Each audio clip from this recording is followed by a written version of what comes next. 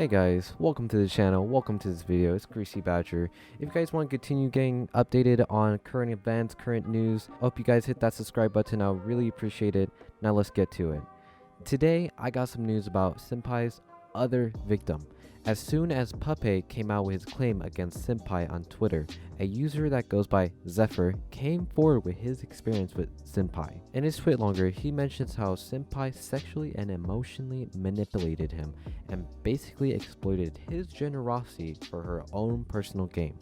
Zephyr starts off by stating that in early March of 2016, he and Cinnpie discussed the possibility of living together. He stated the many conditions if they were to live together and didn't want to live in North Virginia. He then linked his screenshot of his conversation with Cinnpie. She basically mentions that she wanted to move out from her place, her being from Southern Virginia, as she is very unhappy with her living situation.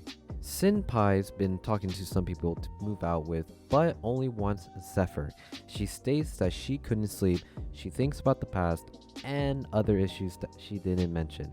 She doesn't want to move out from the area she resides in and wants Zephyr to move down to her area instead.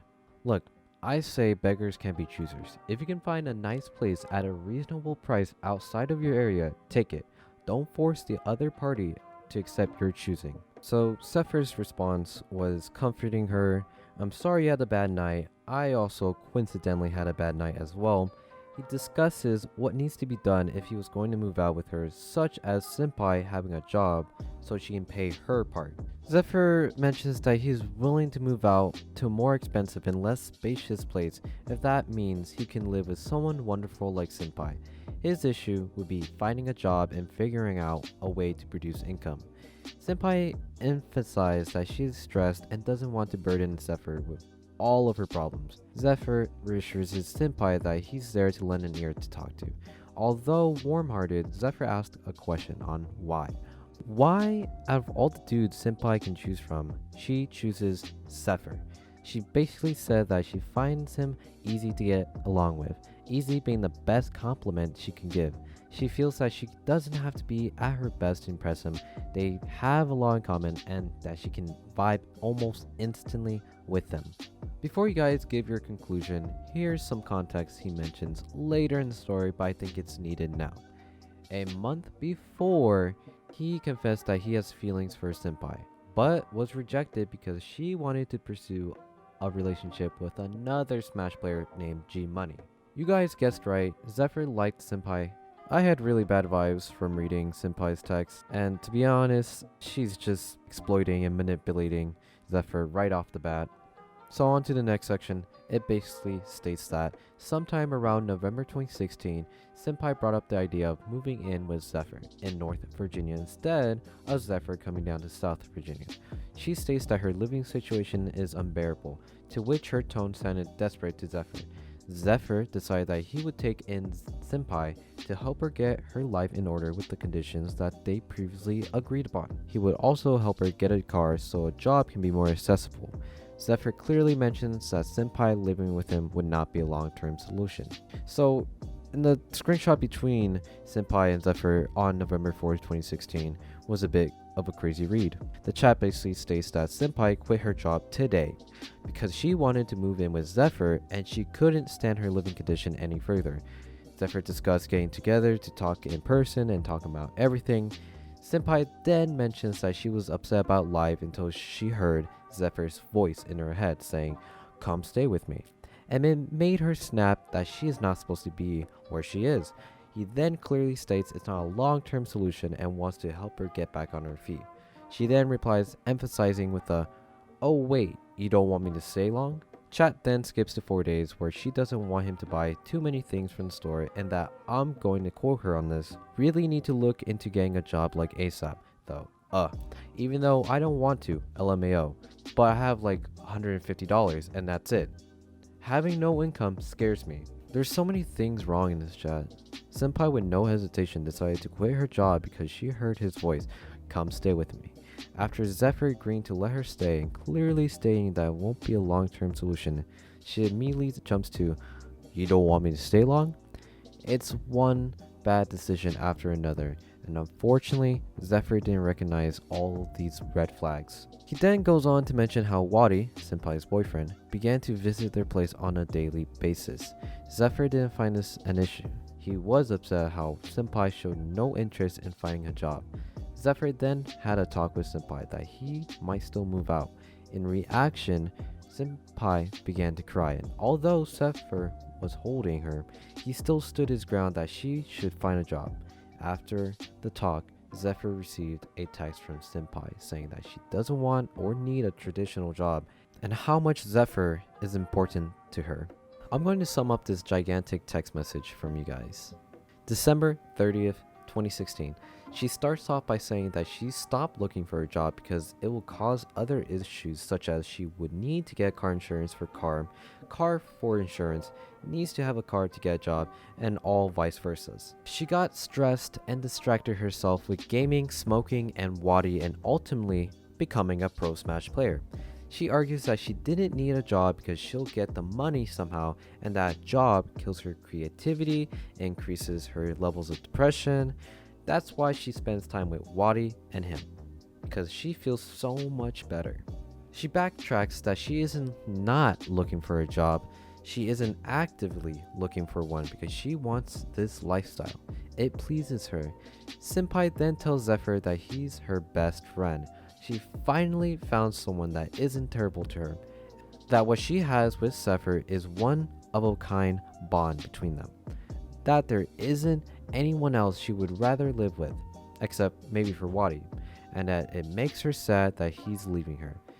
She understands that he's not happy anymore. She wants him to be happy. She wants things to go back to normal, and she would never stop him from leaving. Except she asks this one time, "Please don't go, Zeffy. I'll miss you so much, and I hope you don't think I just mean for where I get to live, because it's not just about living here. It's about living with you. You take care of me because you actually care for me." She then goes on to emphasize she doesn't need a job because she found her career in line, an unpaid intern that improves herself every day. She continued about her dreams of becoming someone and asking him not to give up on her and keep believing. At the end, she thanks everything he's done for her, and the only thing she might really change on is to stream more. That's it. Wow, the audacity Cinnpie has. She really does not want to get a job at all. She emphasized on not getting a job in the beginning, in the middle, and in the end. Guys, I'm sorry. To me, it's really unreasonable to not do your part in doing your fair share of work. The way that she plays Zephyr's heart and feelings is too much. He wouldn't be unhappy if you do the conditions that you guys both agreed upon. Anyways, that's just me. Next, on to the next section. Cinnpie finally found a job 20 minutes from the house, which she could have found a job nearby, which could be 5 minutes, but she chose this brew house 20 minutes out. She mentions that she will get there by through Wadi or using a ride service app. She worked there for a couple of weeks and everything went back to her staying at home. Another month went by, and in early February, Zephyr sat Cinnpie down to reiterate their conditions that she needs to contribute income. Wadi is okay staying over sometimes, but not an everyday thing as it's affecting him. Cinnpie agreed, and then she began to cry yet again. Zephyr held her, but also stood firm about what he has told her. This is when Zephyr started to have enough of Cinnpie's whole situation. He sent a text message to Cinnpie how the living situation isn't working. He maintained a friendly tone and that he didn't blame anyone, it's just that they're not compatible.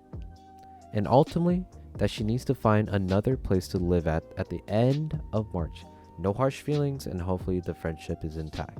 Cinnpie replied back saying she understands. She's sorry that you have to endure me and my mess.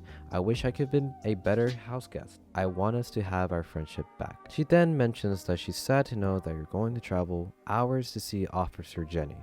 And the only time that Zephyr wanted Cinnpie was because she provided cuddling sessions. And now, since there have been less cuddling sessions with Wadi around, he wants her out. Zephyr negated that idea because when they cuddle, she's always on her phone. He mentions that Wadi, Cinnpie, and him would do something together, but now when Wadi comes over, it's just Cinnpie and Wadi, alone in the room, leaving no space for Zephyr. Zephyr goes on to mention that Cinnpie and him don't vibe as much, that his importance to Cinnpie faded when Wadi came to visit every day, that naturally Cinnpie would focus on Wadi more than Zephyr. I like to note two things about this. Cinnpie, you have a boyfriend, why are you cuddling with your roommate? And Zephyr, she has a boyfriend, why are you getting so upset that she's gonna give all her attention to Wadi? That's her boyfriend. There's like so many things wrong about this, like a lot of things wrong with this. Cinnpie replied, agreeing with what Zephyr stated. Basically, her text states that she felt like it wasn't her and Wadi pushing him away, it was more Zephyr being upset during their time playing games, so they thought that they would just give Zephyr space and do their own thing. She threw herself a pity party by stating, I literally screw everything up about 80% of the time, and that she will find another place. Cinnpie then moved out in mid-March, leaving most of her belongings, including her bed. Wadi and Cinnpie returned about 7 months after to retrieve her stuff. And that is the end of Cinnpie living with Zephyr. Now this is where Zephyr gets into the emotional and sexual manipulation. Cinnpie knew he was interested, and she took the opportunity to send him hickeys and lewd pics in exchange for casually asking for money and any other services and trades in return. When Zephyr threw get-togethers and invited Smash players to his home, Cinnpie would say to him that she enjoyed messing with another Smash player, immensely touching him and pushing his boundaries. Cinnpie would talk down about Zephyr with other Smash players. One instance is when Cinnpie was performing oral sex on Wadi. She then took Zephyr's milkshake and drank it. They both laughed about it afterwards. And the last instant of Cinnpie's sexual manipulation towards Zephyr. This came after the serious talk early in February of her needing to find a job. Cinnpie asked if she can cuddle with Zephyr, and he obliged. Then she puts her hands down in his pants and started to polish his pole. In his overwhelming hormone body, he states that if she doesn't stop, he will put his hand in her pants and Cinnpie opened her legs. While Cinnpie was polishing and Zephyr was DJing for moments, he stopped because he realized the wrongness of the situation and immediately left. Keep in mind that Wadi and Cinnpie were still together while all of this was happening. He then mentions the only thing he can comment about Puppet, about his situation with Cinnpie, is that Cinnpie asked him in person how to delete Facebook messages, as Puppet has something that can ruin her. In the end, he thanked everyone for reading and advises everyone to be a better person and be the change. And that is the end of Zephyr's post. So here's my 2 cents on the whole entire situation. The whole entire time, Cinnpie has showed that she cheated, she's a cheater, she's a manipulator, downright an awful person. You have a boyfriend, why would you want to cuddle with someone else? And you want to move out with someone, and this someone is willing to help you, so why not you help back?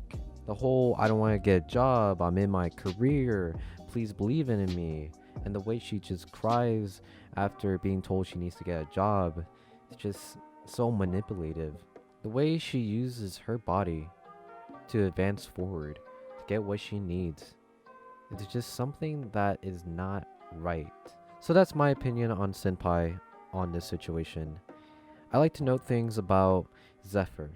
While reading the story from Zephyr's point of view, I just can't help but note a few things. Zephyr mentions that he got upset that Cinnpie was giving most of her time to Wadi. And keep in mind guys, Wadi is Cinnpie's boyfriend. When you're in a relationship, you're gonna give most of your time to your partner. So why is Zephyr getting mad that Wadi and Cinnpie want to get alone and just spend time together? They are in a relationship, of course. Zephyr should not have let lust affect his rational thinking. I mean, as anyone else, you can see that Cinnpie was just basically and obviously manipulating Zephyr for her own personal gain. I mean, even when Zephyr asked Cinnpie, hey, why did you pick me out of all people? And Cinnpie said, oh, well, I feel so close to you. You're like a person I can open up to. I mean, come on, Cinnpie, you have a boyfriend.